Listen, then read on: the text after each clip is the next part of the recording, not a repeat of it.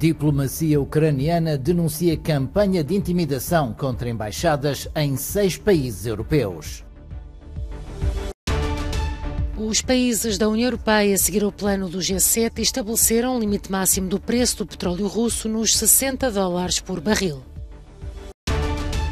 Suíça congelou cerca de 7,5 mil milhões de francos suíços de fundos e ativos russos desde o início das sanções ocidentais. O fim do ano promete mais polémica para a família real britânica. Documentário Harry e Meghan estreia esta semana.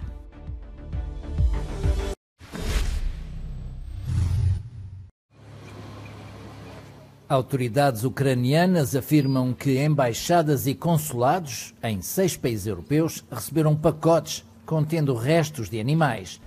As instalações do consulado de Brno, na Chequia, juntamente com o edifício vizinho, um jardim de infância, foram encerrados esta sexta-feira, após a recepção do pacote. O porta-voz do Ministério Ucraniano dos Negócios Estrangeiros, Oleh Nikolenko, afirmou que os pacotes continham olhos de animais e fariam parte de uma campanha de intimidação. Pacotes idênticos foram igualmente enviados para as embaixadas ucranianas na Polónia, Hungria, Croácia, Itália e Países Baixos. Num incidente separado, na quarta-feira, uma carta armadilhada explodiu, ferindo um funcionário da embaixada ucraniana em Madrid.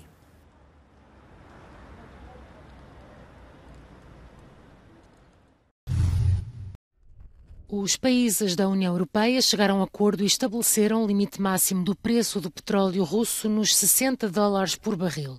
Trata-se de uma medida de retaliação contra Moscovo, acordada pelo G7, para enfraquecer ainda mais a capacidade do Kremlin de travar uma guerra contra a Ucrânia. Os 27 Estados-membros passaram vários dias envolvidos num intenso debate, tentaram estabelecer um equilíbrio entre a necessidade de prejudicar as receitas russas e evitar perturbações bruscas nos mercados globais. Estados Unidos e França vão permanecer unidos para se oporem à brutalidade da Rússia na Ucrânia. Palavras do presidente norte-americano que na quinta-feira recebeu o homólogo francês. Biden disse estar disponível para falar com o presidente russo se Putin procurar uma forma de acabar com a guerra, coisa que ainda não fez. Mas Biden deixou claro que qualquer discussão seria articulada com os amigos franceses e a NATO. Joe Biden e Vladimir Putin encontraram-se em Genebra em junho do ano passado, antes do início da guerra na Ucrânia. As conversações focaram-se então no desarmamento e nas preocupações com a segurança cibernética. As forças russas continuam a apostar em ações defensivas, na construção de fortificações e a deslocar homens na margem oriental do rio Dnipro, na região de Kherson. O Ministério da Defesa britânico acrescenta que a escassez de munições é um dos principais fatores que limitam o potencial da Rússia para reiniciar ofensivas terrestres eficazes e em larga escala. A retirada da Rússia da margem ocidental do rio Dnipro no mês passado proporcionou às forças armadas ucranianas a oportunidade de atacar mais na logística e nas linhas de comunicação russas. Esta ameaça provavelmente fez com que Moscovo relocalizasse os nós de abastecimento, incluindo os pontos de transferência ferroviária mais a sul e a leste. Na região oriental de Kherson-Zaporizhia, os movimentos militares russos sugerem que as forças de Moscovo não podem defender áreas críticas no meio de crescentes ataques ucranianos. O Estado-Maior-General ucraniano informou que as forças russas retiraram ou estão atualmente a retirar soldados de 3 cidades na região de Zaporizhia. A potencial retirada da cidade de Poloi é particularmente importante, uma vez que se situa num cruzamento crítico. Nesse cenário, as forças russas teriam mais dificuldade em defender Tokmak de operações ucranianas.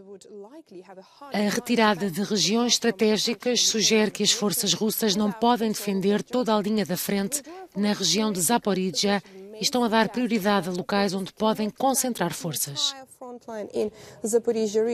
É igualmente provável que as forças russas estejam a reorientar as posições na região de Zaporizhia para poderem deslocar soldados para esta região.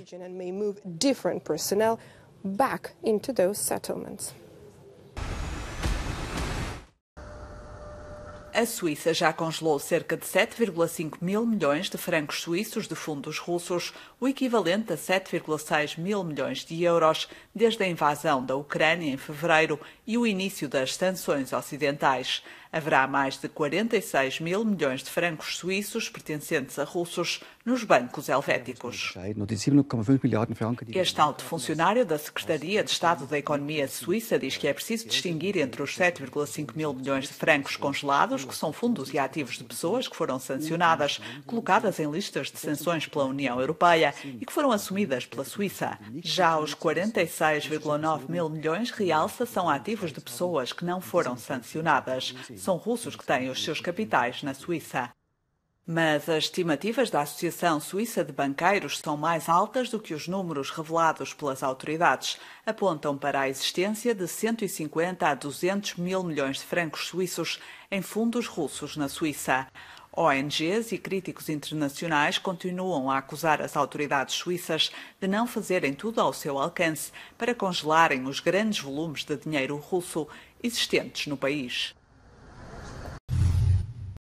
O presidente sérvio anunciou um boicote à Cimeira União Europeia-Balcãs Ocidentais prevista para Tirana na próxima semana. A razão oficial seria a controversa nomeação do vice-primeiro-ministro kosovar responsável pelas minorias. Os sérvios do norte do Kosovo estão perto de decidir em não deixar ninguém ir para norte. É preciso compreender que tudo está a ferver, que o nosso povo já não aguenta mais, afirma o presidente sérvio.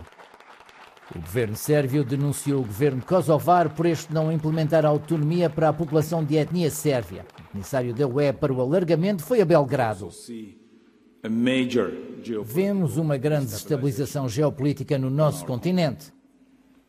E é exatamente por isso que temos esta cimeira na próxima semana em Tirana, onde os nossos líderes, pela primeira vez, visitam a região para falar com quem lá vive, afirmou o comissário europeu para o alargamento, Oliver Varhelyi.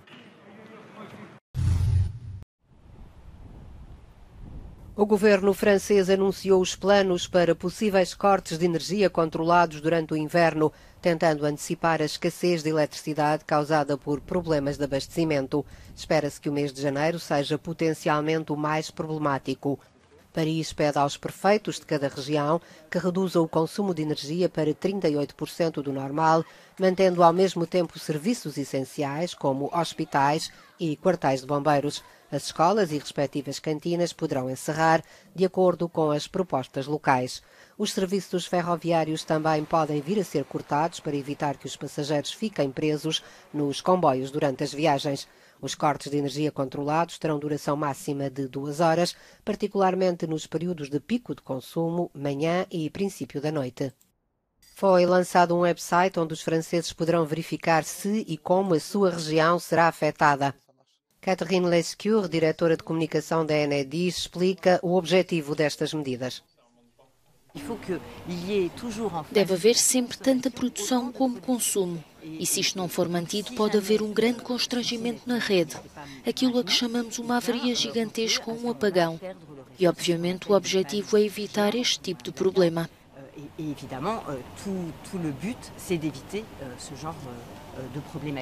O governo francês apela aos cidadãos para moderarem o consumo de eletricidade para que não venha a ser necessário recorrer a estas medidas.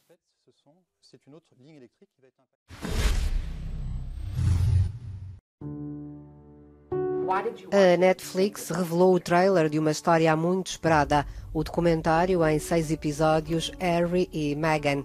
É mais um levantar de véu sobre a família real britânica.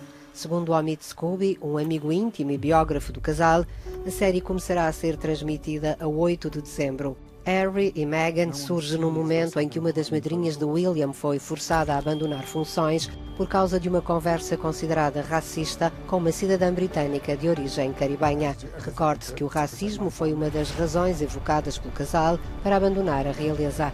No meio de tanto que se tem dito e escrito sobre o casal nos últimos 3 anos, Harry e Meghan querem sobretudo tentar pôr fim aos rumores.